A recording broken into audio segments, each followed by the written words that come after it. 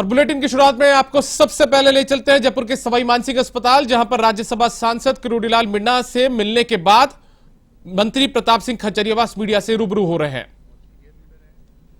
BJP और कांग्रेस से ऊपर उठकर उनका सम्मान है पूरे राजस्थान में, पूरे देश में, सब जानते हैं। और असली डॉक्टर है डॉक्टर किरोड़ीलाल जी, नकली डॉक्टर नहीं, असली डॉक्टर है। ये मैं पूरे राजस्थान को क्लियर कर दूं। खुद डॉक्टर है, वो इलाज करते थे पहले, उसके बाद ही पॉलिटिक्स में आए, उसके बाद ही एमएलए बने।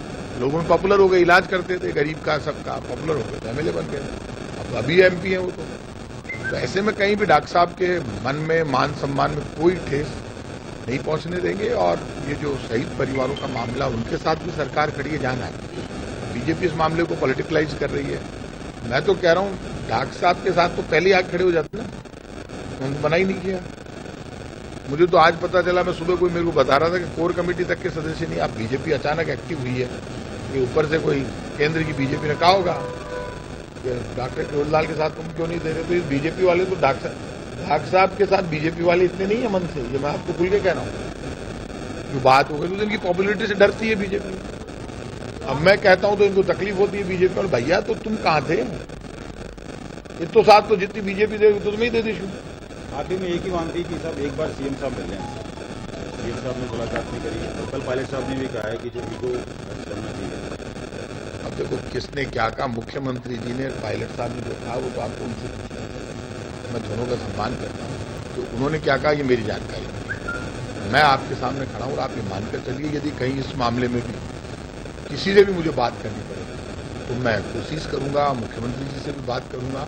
और सरकार का हमेशा दिल बड़ा होता है, सरकार चाहे किसी भी पार्टी की, उसको दिल बहुत बड़ा रखना पड़ता है। 4 कदम पीछे हटाने पड़े तो सरकार को हटाना ही पड़ता है। मेरी ये सोच है खुद की, तो मेरी सोच के अनुसार कहीं बात करनी पड़ेगी तो करेंगे। और बात करके राजस्थान में इतना अच्छा बजट देने के बाद, इतना सब काम अच्छे हो रहे हैं, उसके बाद यदि 4 कदम हमें पीछे हटाने पड़े, बात करनी पड़े तो करेंगे। डील करने में कहीं हुआ है कोई?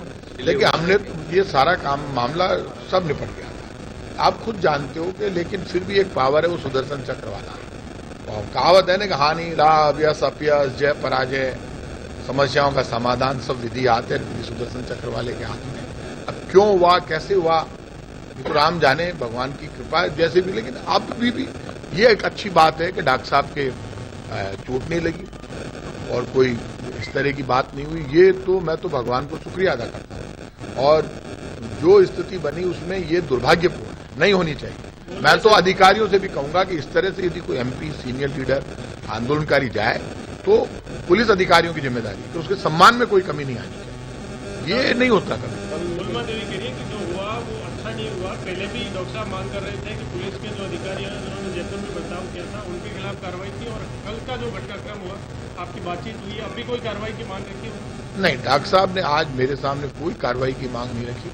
उन्होंने ये जरूर कहा कि ये जो सारा मामला है इसमें आपको बात करके समस्या का समाधान करना चाहिए, और वो यही चाहते थे। और अभी उन्होंने कोई ज्यादा मांग वांग, आप जानते नहीं डॉक्टर साहब कुछ ज्यादा मांग वांग होने के क्या करें, तो वो तो मैं तो कल ही मिलने आ रहा था, तो मैंने कहा कल उनका इलाज चालू ही हुआ था इसलिए, नहीं तो कल पहुंच जाता। आज मुझे आना ही था। मेरी इस मामले में कोई मुख्यमंत्री जी से कोई बात नहीं हुई है, मैं तो खुद मेरे मन से ही आया हूं। लेकिन यदि कहीं बात करनी पड़ेगी तो हम सबकी जिम्मेदारी, मुख्यमंत्री अकेले की जिम्मेदारी नहीं है, ये तो पूरी टीम भावना। मुख्यमंत्री नेतृत्व करते हैं, हम सब मंत्रिमंडल के सदस्य, एमएलए, कार्यकर्ता, राजस्थान की जितनी पब्लिक, इस मामले में तो मुख्यमंत्री का हम सब मिलकर भी कोई समस्या का समाधान होता है जिससे स्टेट में एक पूरा मामला शांत होकर जो बजट में रिलीफ मिल रहे हैं, जनता का कोई फायदा हो रहा है तो करनी चाहिए हम सबको। आप मान सम्मान की बात कर रहे हैं, राज्यसभा के सांसद हैं कि ऐसा नहीं होना चाहिए।